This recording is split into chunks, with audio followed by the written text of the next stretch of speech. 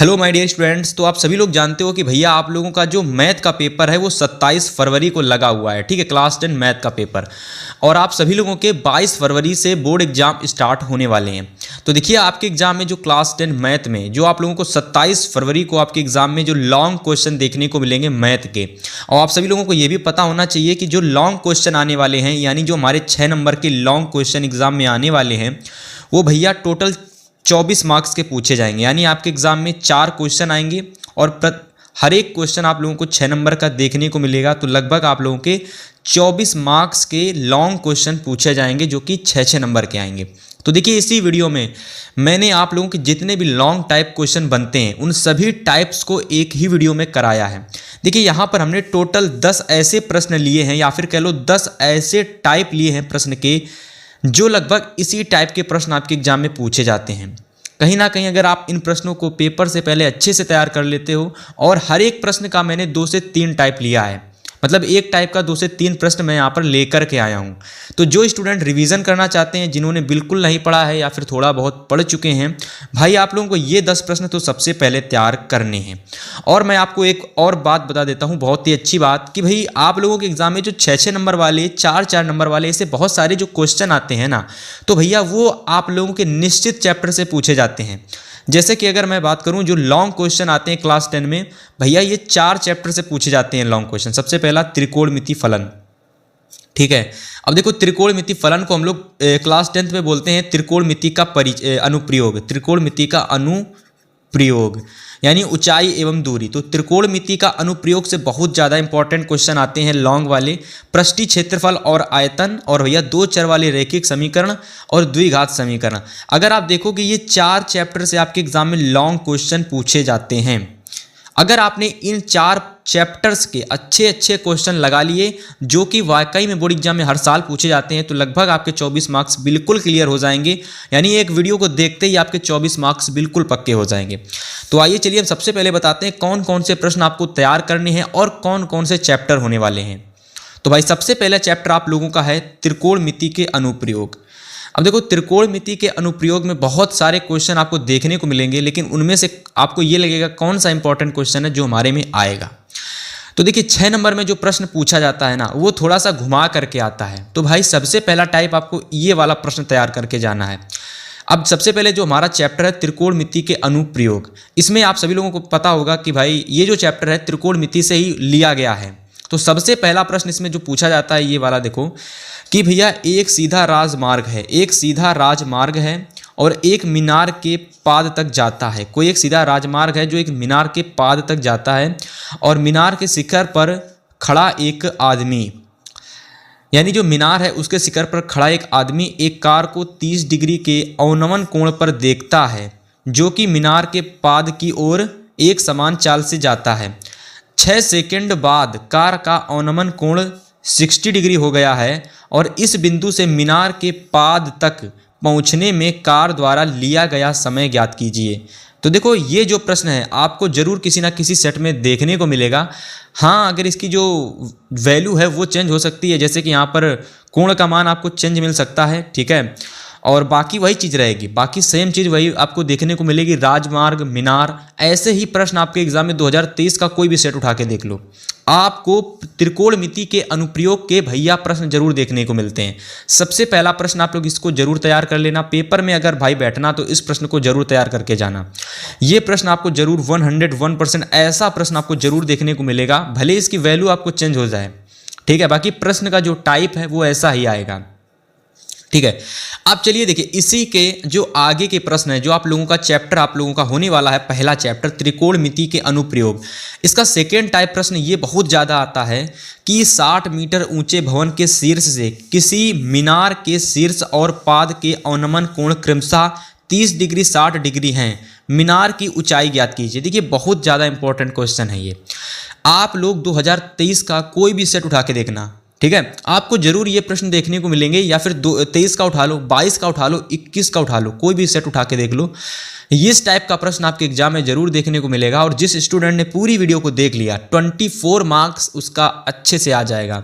ठीक है, क्योंकि एग्जामिनर उन्हीं प्रश्नों को बार बार रखता है जो एग्जाम में प्रश्न पूछे जाते हैं, बस उसकी वैल्यू चेंज कर देता है। इस प्रश्न को जरूर तैयार कर लेना, ये प्रश्न आपको जरूर देखने को मिलेगा भाई। अब अगला प्रश्न सेम देखिए, ये जो प्रश्न है ना सेकेंड टाइप, मतलब कि मैंने आपको 10 प्रश्न बताने वाला हूं, तो सेकेंड टाइप से कौन कौन से प्रश्न आते हैं, तो देखिए सेकेंड टाइप में ये वाला प्रश्न आता है कि 60 मीटर ऊंचे एक मीनार की एक चोटी से एक मकान की छत पर तथा आधार के अवनमन कोण क्रमशः 45 डिग्री और 60 डिग्री हैं। उस मकान की ऊंचाई ज्ञात कीजिए तथा मीनार से उसकी दूरी ज्ञात कीजिए। भाई प्रश्न बहुत ज़्यादा घुमाकर पूछा जाता है, लेकिन अगर आप लोगों ने इन सभी प्रश्नों को अच्छी तरीके से समझा, अब ये सारे प्रश्न आप सभी लोग गूगल से कहीं से भी ढूंढ करके खुद से सॉल्व करने का प्रयास कीजिए। मैं आप लोगों के 10 टाइप में बहुत सारे प्रश्न करा दूंगा, मतलब पूरे 24 मार्क्स आपके क्लियर हो जाएंगे भाई। ठीक है, अगला प्रश्न देखो, अगला प्रश्न देखिए सेकेंड टाइप का है ये कि एक बहुमंजिल भवन के शिखर से देखने पर, ठीक है, एक बहुमंजिल भवन है जिसके अगर हम शिखर से देखते हैं तो 8 मीटर ऊंचे भवन के शिखर और तल के अवनमन कोण क्रमशः 30 डिग्री और 45 डिग्री हैं। बहुमंजिल भवन की ऊंचाई ज्ञात कीजिए और दो भवनों के बीच की दूरी ज्ञात कीजिए। बहुत ज़्यादा इंपॉर्टेंट क्वेश्चन है भाई, तैयार कर लेना। देखिए जब आप लोग इन प्रश्नों को तैयार करके चले जाओगे, मैं पूरी गारंटी ले रहा हूं कि भाई आप लोगों के अंदर बहुत ज़्यादा कॉन्फिडेंस आ जाएगा, क्योंकि जब ये प्रश्न आप तैयार कर लोगे, मैं रियली बता रहा हूँ आप लोगों को, कोई क्वेश्चन आप छोड़ के नहीं आओगे एग्जाम में, क्योंकि ये प्रश्न आप लोगों को, मतलब अगर आपने इनको तैयार कर लिया, ये सबसे टफेस्ट क्वेश्चन है, और अगर आपने इनको तैयार कर लिया बोर्ड एग्जाम से पहले, पेपर में कोई भी क्वेश्चन आ जाए, भले आपने ना तैयार किया हो, लेकिन उस प्रश्न को आप बना करके आ जाओगे और पूरे नंबर आपको मिलेंगे। इन प्रश्नों को जरूर तैयार कर लेना, सबसे ज़्यादा इंपॉर्टेंट क्वेश्चन है ये। इसके बाद देखिए अगला प्रश्न कि भैया एक मीनार के शिखर से 50 मीटर ऊंचे मकान की छत तथा आधार के अवनमन कोण क्रमशः 30 डिग्री हैं और 60 डिग्री हैं। ठीक है, मीनार की ऊंचाई ज्ञात कीजिए, तैयार कर लेना, बहुत ज़्यादा इंपॉर्टेंट। देखिए अब यहाँ से मैंने आप लोगों को सेकेंड टाइप में कितने प्रश्न बताए, 1 बताया, 2 बताया, 3 बताया और 4 बताया। तो आप लोगों को ये 4 प्रश्न तैयार कर लेने हैं। देखिए त्रिकोणमिति के फलन के सबसे ज़्यादा प्रश्न आते हैं एग्जाम में, क्योंकि ये चैप्टर ही लॉन्ग क्वेश्चन के लिए बना है। छोटे मोटे 2-2 नंबर 3-3 नंबर वाले प्रश्न यहाँ से नहीं पूछे जाते हैं। 6 नंबर का प्रश्न आता है या तो 4 नंबर का। 6 नंबर का तो एकदम श्योर है कि भैया आप लोगों को यहाँ से 2 प्रश्न जरूर देखने को मिलेंगे। इस चैप्टर से 2 प्रश्न, यानी बोले 12 नंबर का प्रश्न आपको यहाँ से जरूर देखने को मिलेगा। ठीक है, तो जितने भी इस चैप्टर के इंपॉर्टेंट क्वेश्चन थे मैं आपको सभी बता दूंगा। अब चलिए इस चैप्टर का देखिए तीसरा टाइप प्रश्न, जो कि है कि भूमि पर स्थित यक्ष से ऊर्ध्वाधर टावर पर PQ शीर्ष Q का उन्नयन कोण। अब देखिए यहाँ पर आप लोगों को कोई मीनार वगैरह नहीं दे रखा है, यहाँ पर सिंपल सा X है कोई चीज़ और आप लोगों की एक कोई ना कोई चीज़ Y है। तो देखो भूमि पर स्थित X से ऊर्ध्वाधर टावर PQ के शीर्ष Q का उन्नयन कोण 60 डिग्री है और बिंदु यक्ष से 40 मीटर ऊंचाई पर स्थित बिंदु Y से Q का उन्नयन कोण 45 डिग्री है। टावर PQ की ऊंचाई तथा PX ज्ञात कीजिए। ठीक है, बहुत ज़्यादा इंपॉर्टेंट क्वेश्चन है, उम्मीद करते हैं सभी लोग आप तैयार कर लोगे। अब देखिए इसी टाइप से, जैसे कि यहाँ पर X आया है, यहाँ पर आप लोगों का Y आया है, अब भैया यहीं पर आप लोगों को ऐसा ही सेकेंड टाइप बन जाता है कि भूमि के एक बिंदु P से एक 10 मीटर ऊंचे भवन के शिखर का उन्नयन कोण 30 डिग्री है। भवन के शिखर पर एक ध्वज को लहराया गया है और P से ध्वज के शिखर का उन्नयन कोण 45 डिग्री है। फिर इसके बाद देखिए ध्वज, जो आप लोगों का ध्वज है ना, मतलब कि जो झंडा है, इसकी लंबाई और P से भवन की दूरी ज्ञात कीजिए। मतलब आपको झंडे की लंबाई ज्ञात करनी है और बिंदु P से भवन की दूरी ज्ञात करनी है। पूरे प्रश्न को जब आप अच्छे से पढ़ोगे, पढ़ने के बाद जब इस प्रश्न को आप सॉल्व करोगे कहीं ना कहीं से देख करके, तो पूरा प्रश्न 1 से 2 बार आप कर लेना। बहुत इंपॉर्टेंट क्वेश्चन है, पूरा तैयार हो जाएगा। अब देखिए यहाँ से हम लोगों ने कितने, पहले जो चैप्टर त्रिकोणमिति का अनुप्रयोग है उसके 3 टाइप देखे। सबसे पहला तीसरा टाइप ये रहा हमारा, जिसमें मैंने 2 प्रश्नों को बताया। सेकेंड टाइप हमारा ये वाला था, जिसके अंदर मैंने आप लोगों को 1, 2, 3, 4 प्रश्न बताए थे। इसके बाद में हम लोगों का जो पहला टाइप प्रश्न था उसमें मैंने केवल 1 प्रश्न को लिया था, और ये प्रश्न थोड़ा सा देखने में लंबा चौड़ा है, क्योंकि इसका जो पूछा गया है वो काफ़ी ज़्यादा चीज़ें इसमें पूछी गई हैं। तो भैया ये क्वेश्चन मैंने अलग से एक लिया है, जो कि सिंगल आता है, एक ही टाइप है इस क्वेश्चन का, ठीक है भाई।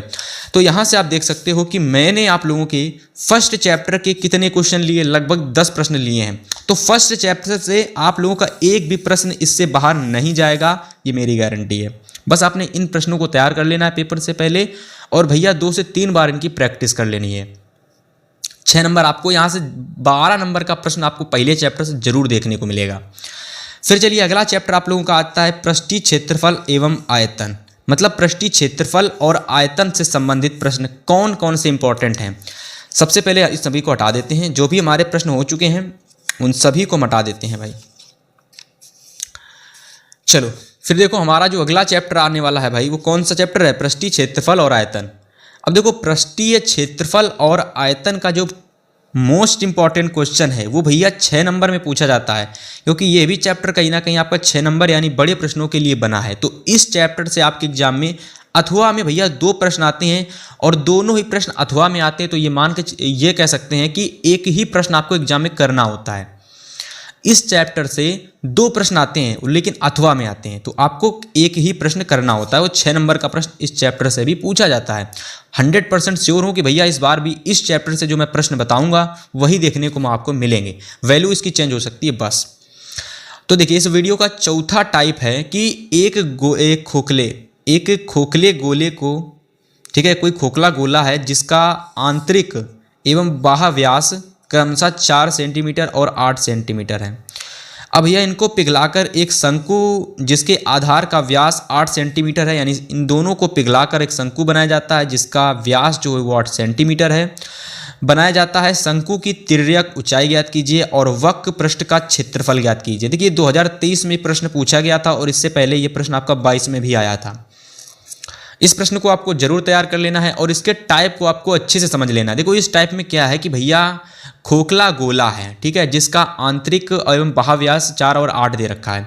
अब इस गोले को पिघला करके एक शंकु बनाया जाता है, ठीक है। कोई एक गोला है जिसको हम लोग पिघला देते हैं, बाद में उसी चीज़ का हम लोग शंकु बना लेते हैं और जिसका व्यास जो है वो 8 सेंटीमीटर रहता है, और फिर हम लोगों को उसकी तिर्यक ऊंचाई ज्ञात करनी पड़ती है जो शंकु है, और साथ में उसकी वक्र पृष्ठ का क्षेत्रफल ज्ञात करना पड़ता है। देखो 4 नंबर में ये प्रश्न आपको जरूर देखने को मिलेगा कि किसी ना किसी चीज़ को पिघला करके कोई नई चीज़ बनाई जाती है, ठीक है, और उसकी त्रिज्या वगैरह आप लोगों को एग्जाम में पेपर में दे ही रखी होगी। सिंपल से इस प्रश्न को आपको एक बार लगा लेना है, और इससे मिले जुले प्रश्न मैं आपके लिए और भी लाया हूं। तो देखो सेकंड वाला टाइप प्रश्न है कि एक धात्विक खोखले गोले का आंतरिक और बाहरी व्यास 4 सेंटीमीटर और 8 सेंटीमीटर है, यानी कि आंतरिक जो व्यास है वो 4 सेंटीमीटर है, जो बाहरी व्यास है वो 8 सेंटीमीटर है, और भैया इसे पिघला करके एक शंकु बनाया जाता है और जिसके आधार का व्यास 8 सेंटीमीटर है, और इसका वक्र पृष्ठीय क्षेत्रफल ज्ञात कीजिए। देखो दोनों के दोनों प्रश्न लगभग एक जैसे हैं, लेकिन इनकी जो लैंग्वेज है वो बदल दी गई है। यहाँ पर धात्विक खोखले गोले को कह दिया गया है, ऊपर आप लोगों का केवल खोखला गोला था, ठीक है।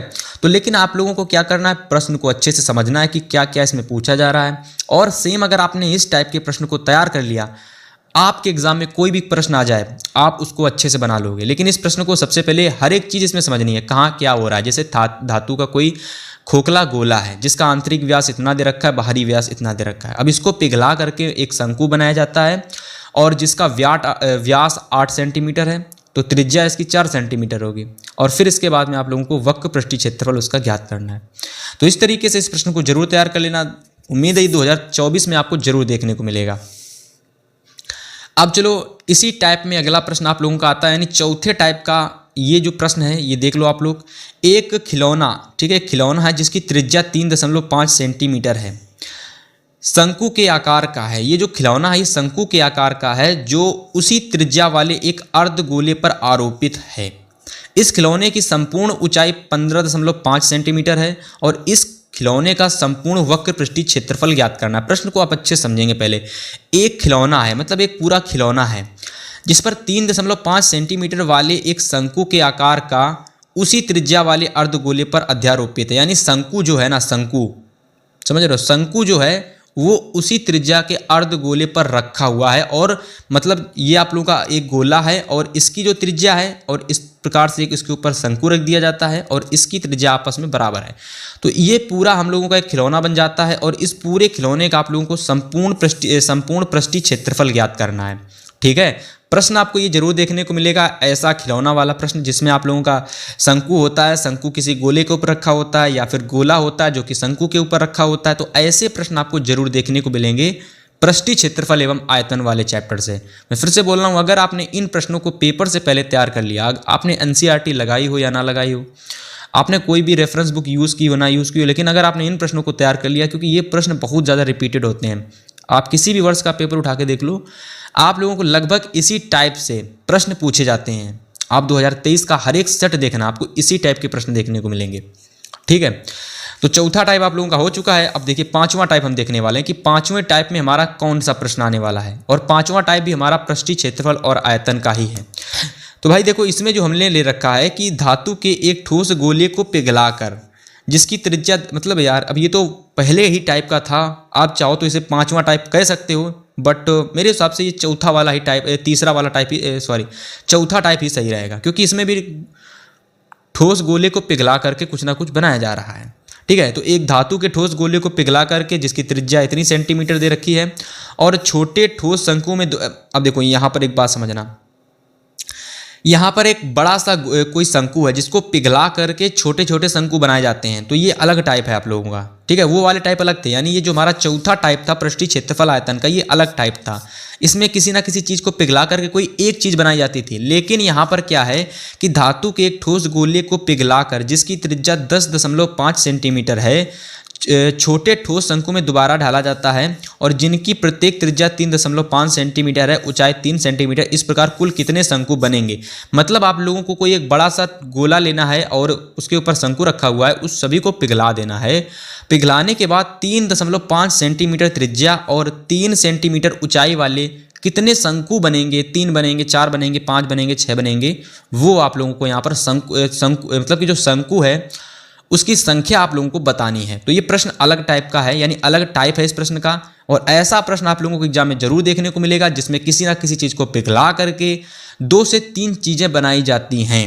ऐसा एक टाइप का प्रश्न आपके एग्जाम में जरूर रखा हुआ आपको मिलेगा। 7 सेट बन के आते हैं आपके एग्जाम में, तो 7 सेट में से आपको यही सारे प्रश्न आपको एग्जाम में आएंगे। ठीक है, मतलब कि आने वाले हैं, बस इनकी जो लैंग्वेज है यानी इनकी जो संख्या है वो चेंज आपको मिल सकती है, बाकी प्रश्न टाइप वही रहने वाला है। ठीक है, तो इस तरीके से देखिए हमने आप लोगों को सेकंड चैप्टर के कितने प्रश्न बताए भाई? 2 टाइप बताए इस चैप्टर इस प्रश्न के, और 2 टाइप में मैंने आप लोगों को लगभग 5 प्रश्न बताए हैं। अब आप ये मत कहने लगना कि 5 प्रश्न बहुत कम है, लेकिन आपको अगर 5 प्रश्न आपने तैयार कर लिए तो प्रश्न कोई भी एग्जाम में आए आप सभी प्रश्नों को कर लेंगे, 101% की गारंटी है। ठीक है, चलो भाई फिर अगला हम लोग देख लेते हैं चैप्टर, जो कि आप लोगों का है 2 चर वाले रैखिक समीकरण के युग्म। अब देखो 2 चर वाले रैखिक समीकरण के युग्म चैप्टर का कौन कौन सा टाइप आपको तैयार करना है, जो कि एकदम एग्जाम में रखा हुआ है, और इसमें कोई वो नहीं है कि ये नहीं आएंगे। मैं कहता हूँ ये 101% आएंगे, बस इन प्रश्नों को अच्छे से तैयार कर लेना। तो हम लोगों का अगला चैप्टर है 2 चर वाले रैखिक समीकरण के युग्म, जिसमें कोई भी सेट उठाकर देख लो। अगर ये प्रश्न आपको ना मिले तो भाई वीडियो पर अनसब्सक्राइब कर देना चैनल को, वीडियो को अनलाइक कर देना।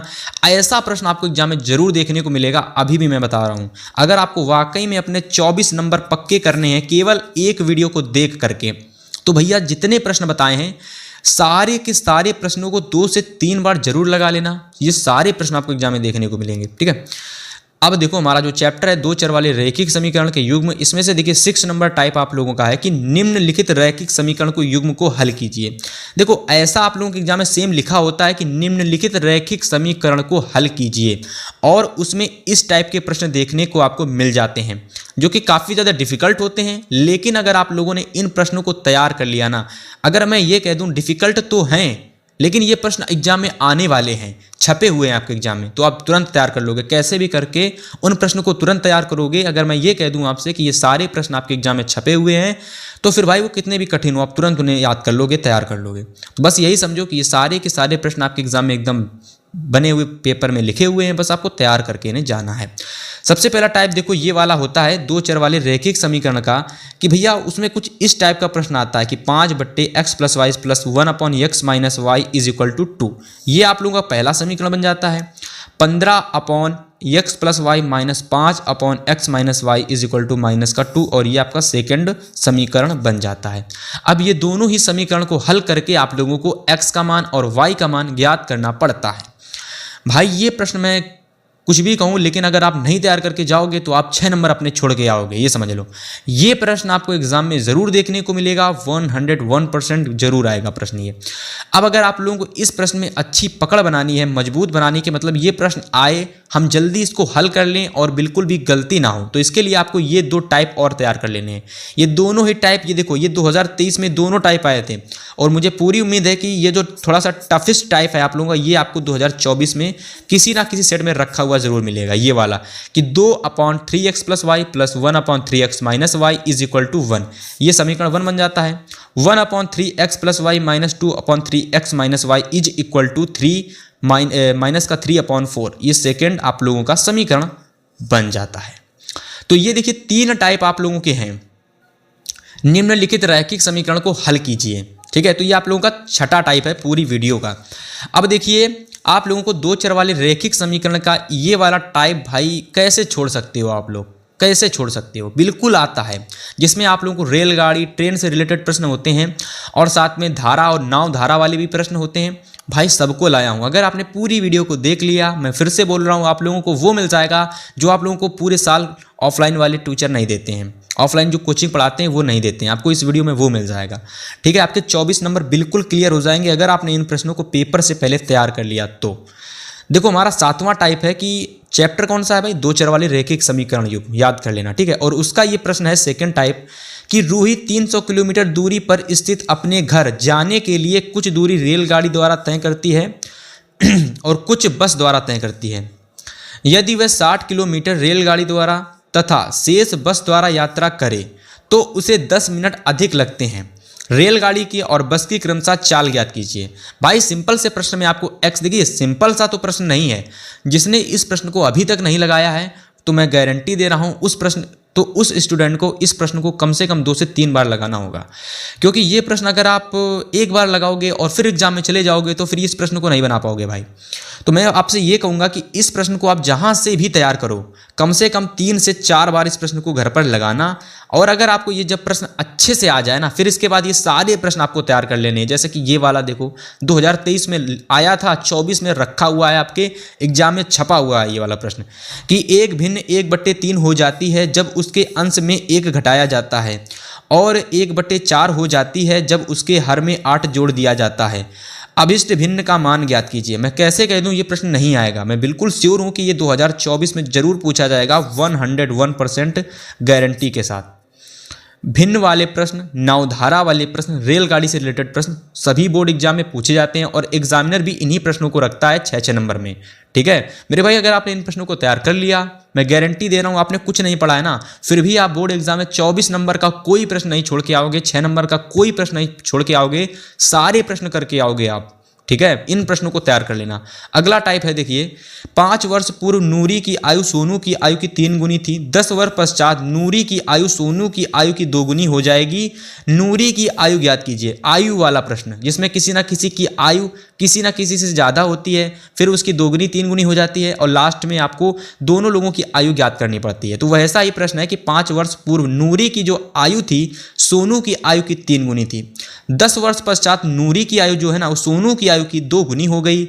अब आप लोगों को नूरी की आयु ज्ञात करनी है। किसकी? नूरी की आयु ज्ञात करनी है। मैं फिर से कह रहा हूं, जरूर तैयार कर लेना भाई, जरूर तैयार कर लेना। आप लोगों को कोई दिक्कत नहीं होगी, एग्जाम में आराम से बैठोगे, आराम से पेपर करके आओगे, और 95+ बिल्कुल क्लियर आपका 95+ मैथ में आने वाला है बस, ठीक है। बस इतना समझ लो। जो प्रश्न मैं आज की इस वीडियो में कराऊंगा उनको तैयार कर लेना। अगली वीडियो में 4 नंबर वाले, और फिर मैं आपको MCQ करा दूंगा, आपके बिल्कुल 70 में 70 पूरे पक्के हो जाएंगे बस, ठीक है मेरे भाई। अगला देखो टाइप है कि एक रेलगाड़ी कुछ दूरी समान चाल से तय करती है, और यदि रेलगाड़ी 10 किलोमीटर प्रति घंटा अधिक तेज चलती है तो उसे नियत समय में 2 घंटे कम लगते हैं, यानी उसे नियत समय में 2 घंटे कम लगते हैं। और यदि रेलगाड़ी 10 किलोमीटर प्रति घंटा धीमी चलती है, ठीक है, तो उसे नियत समय में 3 घंटे अधिक लगते हैं। रेलगाड़ी द्वारा तय की गई दूरी ज्ञात कीजिए, ठीक है। देखो ये वाला जो प्रश्न है, रेलगाड़ी वाला, नावधारा वाला, सारे प्रश्न आपको देखिए इसी वीडियो में देखने को मिलेंगे। तो इस तरीके से देखिए आप लोगों का जो चैप्टर है दो चर वाले रैखिक समीकरण के युग्म, दो चर वाले रैखिक समीकरण के युग्म, इसका मैंने आप लोगों को एक ये टाइप बताया जिसमें मैंने आपको इस टाइप वाले प्रश्न बताए, है ना। और सेकंड टाइप मैंने आप लोगों को ये बताया जिसमें मैंने आपको रेलगाड़ी से रिलेटेड, भिन्न से रिलेटेड, आयु से रिलेटेड और अनदर फिर से आपको रेलगाड़ी से रिलेटेड प्रश्न को बताया। आपको कुछ नहीं करना, जो जो प्रश्न मैंने बताए सभी लोगों को अच्छे से सभी का स्क्रीनशॉट ले लेना है और सारे प्रश्न आपको एग्जाम से पहले तैयार कर लेने हैं। 24 मार्क्स आपका एग्जाम में बिल्कुल पक्का है, बस इतना समझ लो। अगला चैप्टर आप लोगों का लास्ट चैप्टर है 6 नंबर वाले प्रश्नों का, जो कि आप लोगों का है द्विघात समीकरण। अब देखो भाई, द्विघात समीकरण अगर चैप्टर आपने अच्छे से तैयार कर लिया ना तो दो चर वाले रैखिक समीकरण आपको तैयार हो जाएगा। अगर आपने दो चर वाले रैखिक समीकरण को अच्छे से तैयार कर लिया तो आपको द्विघात समीकरण तैयार हो जाएगा। पता है क्यों? क्योंकि भैया इसके जो प्रश्न है ना, देखो इसके जो प्रश्न है ना वो भैया सेम इसमें आते हैं। अब भैया इसमें जो देखोगे तो आपको रेलगाड़ी वाले, आयु वाले प्रश्न आते हैं ना, सेम वैसे ही प्रश्न इसमें भी आते हैं। तो इसी वजह से कह रहे हैं कि अगर आपने दो चर वाले रैखिक समीकरण को तैयार कर लिया आपका द्विघात समीकरण तैयार हो जाएगा। अगर आपने द्विघात समीकरण अच्छे से तैयार कर लिया तो आपका दो चर वाले रैखिक समीकरण चैप्टर अच्छे से तैयार हो जाएगा। ठीक है, तो चलो सबसे पहला टाइप है इस चैप्टर का, मतलब सबसे पहला टाइप प्रश्न है इस चैप्टर का कि निम्नलिखित समीकरण को हल कीजिए। अब इसमें भी वही आता है टाइप, लेकिन यहाँ पर आप लोगों को थोड़ा सा अलग देखने को मिलता है। सबसे पहला टाइप ये है जिसमें 1/x+1 + 2/x+2 अपॉन 4/x+4 ये दे रखा है और इसमें केवल एक समीकरण होता है। वहां पर आप लोगों के दो समीकरण होते थे, वहां पर आप लोगों को x और y के मान ज्ञात करने पड़ते थे। यहां पर आप लोगों को केवल x का मान ज्ञात करना पड़ता है।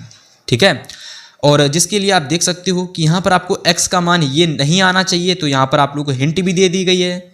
यानी जब आप इस पूरे को सॉल्व करोगे तो आपका x का मान -1, -2, -4 नहीं आना चाहिए। ठीक है मेरे भाई, पहला टाइप तैयार कर लोगे। पहले टाइप का पहला प्रश्न, पहले टाइप का सेकंड प्रश्न ये रहा, इसका अच्छे से स्क्रीनशॉट लो। देखो ये वाला टाइप और मतलब पहले टाइप का ये दोनों प्रश्न लगभग समान हैं और एग्जाम में आते हैं भाई। ऐसा मैं नहीं कहूँगा कि एग्जाम में आएंगे, 100% चांस है ये आएंगे ही आएंगे, एकदम 50-50 नहीं, एकदम श्योर है आएंगे। तीसरा टाइप देख लो जिसमें भैया अब x-1 और x+2 दे दिया गया है, +1/x-2 और x-3 दे दिया गया है और = 2/3 दे रखा है।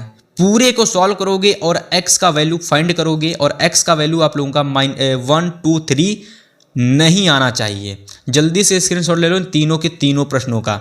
ठीक है मेरे भाई, चलो, है ना।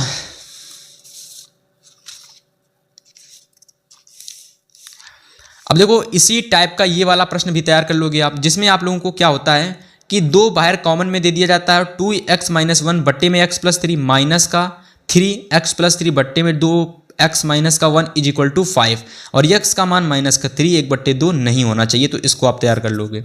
ठीक है, तो इस तरीके से अगर आप देखोगे दो चर वाले द्विघात समीकरण का ये वाला जो टाइप था ना कि निम्नलिखित समीकरण को हल कीजिए, इसमें मैंने आप लोगों को 1 प्रश्न, 2 प्रश्न और 3 प्रश्न और 4 प्रश्न बताए हैं और लगभग इसी टाइप के, बस इनकी अंदर संख्या चेंज हो जाएगी, बाकी प्रश्न वही रहने वाला है, टाइप वही रहने वाला है, क्वेश्चन को पूछने का तरीका वही रहने वाला है।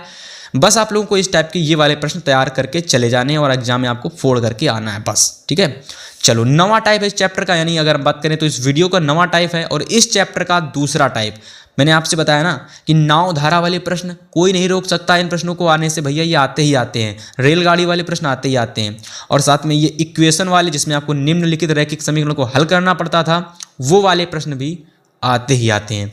ठीक है, तो नाव धारा वाला पहला प्रश्न है कि एक नाव की शांत जल में चाल 15 किलोमीटर प्रति घंटा है। नाव की धारा की दिशा में, जब नाव धारा की दिशा में जाती है तो 30 किलोमीटर जाने में और फिर धारा के जब विपरीत दिशा में जाती है तो उसी स्थान पर लौटने में कुल समय 4 घंटे 30 मिनट लगता है। तो धारा की चाल आप लोगों को ज्ञात करनी पड़ती है। अब देखो इस प्रश्न को अगर मैं समझाऊंगा ना तो बहुत ज़्यादा समय लग जाएगा, तो सिंपल से प्रश्न को अच्छे से स्क्रीनशॉट ले लेना है। अब इस प्रश्न को गूगल से, डाउबनट से, जिस भी आपको जहाँ से भी कोचिंग से कहीं से भी प्रश्न को इसका सॉल्यूशन बस पता करना है, सॉल्यूशन पता करना है, अच्छी से समझना है और 2 से 3 बार इस प्रश्न की आपको अच्छे से प्रैक्टिस करनी है बस। नाव धारा वाले प्रश्न के जितने टाइप है ना सभी ले आया हूँ।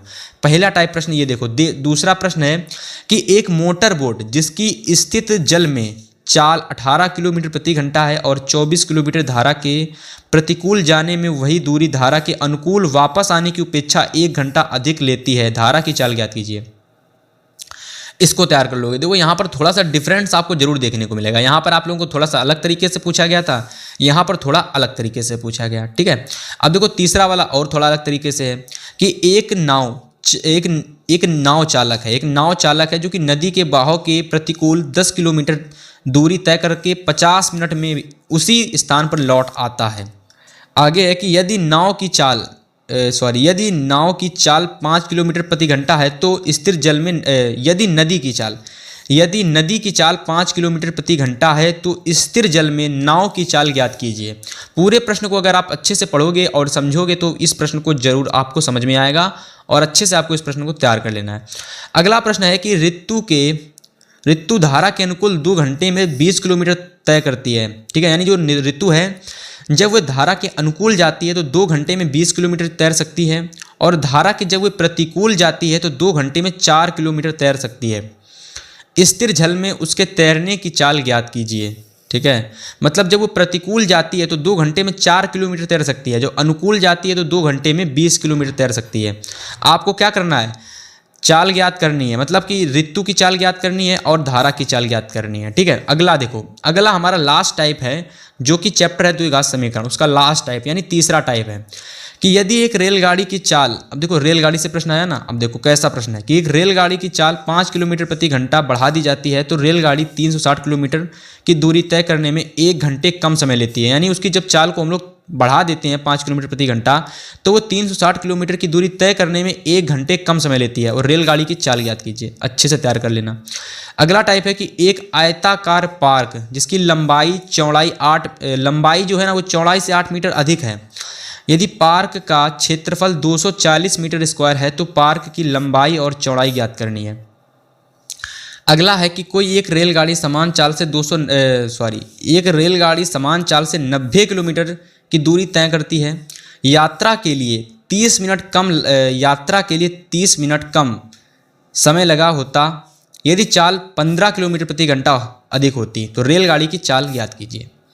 तो इस तरीके से देखो मैंने क्या किया है कि भैया इस चैप्टर से 2 चर वाले द्विघात समीकरण के जितने भी टाइप थे ना सभी टाइप के प्रश्न को ले आया। ये पहला टाइप था जिसमें आपको इस टाइप के प्रश्न को तैयार करना था। सेकेंड टाइप आप लोगों का यहाँ था ये वाला जिसमें आपको नाव वाले प्रश्न तैयार करने थे, नाव धारा वाले, उसको तैयार कर लेना है। इसके बाद आप लोगों को तीसरा टाइप है इस चैप्टर का जिसमें आपको रेलगाड़ी वाले प्रश्न इस चैप्टर में भी पूछे जाते हैं 2 चर वाले की तरह, ठीक है। तो भैया इस मतलब रेलगाड़ी वाले में 3 टाइप के प्रश्न आपके एग्जाम में आने वाले हैं, ठीक है। तीनों को अच्छे से तैयार कर लेना है। और फाइनली इस तरीके से आज की इस वीडियो में देखिए मैंने आप लोगों को 24 मार्क्स आपके बिल्कुल क्लियर करा दिए। मतलब अगर आपको वाकई में अपने 24 मार्क्स पक्के करने हैं केवल और केवल कम समय में और जल्दी से इंपॉर्टेंट क्वेश्चन के सहायता से, तो आप लोगों को इन प्रश्नों को तैयार करना है जो प्रश्न मैंने आपको इस वीडियो में कराए हैं। पूरी गारंटी है कि भाई 27 फरवरी को आपके एग्जाम में लगभग यही प्रश्न देखने को मिलेंगे, क्योंकि 2023 का उठा लो, 22 का कोई भी सेट उठा के देख लो, दूसरा प्रश्न आता ही नहीं है। यही प्रश्न आते हैं जो मैंने आपको 20 से 25 प्रश्न जो बताए हैं इस वीडियो में, बस वही प्रश्न आते हैं, ठीक है। आपको इन प्रश्नों की वैल्यू एग्जाम में चेंज हो सकती है, बाकी प्रश्न का पूछने का तरीका वही रहने वाला है, ठीक है। तो फिलहाल आज की इस वीडियो में जो भी प्रश्न मैंने बताए सभी लोग बहुत अच्छे से तैयार करेंगे। पेपर से पहले इन प्रश्नों को 2 से 3 बार लगा के चले जाना। 24 मार्क्स आपका बिल्कुल क्लियर हो जाएगा, कोई नहीं रोक सकता आपको लाने से। तो फिर भाई इस वीडियो को हम लोग यहीं पर एंड करते हैं। अगर आपको वीडियो पसंद आई वो लाइक करना, शेयर करना और चैनल को सब्सक्राइब करके ऑल नोटिफिकेशन को भी ऑन कर लेना। मिलेंगे आपसे नेक्स्ट वीडियो में, तब तक के लिए गुड बाय, गुड लक।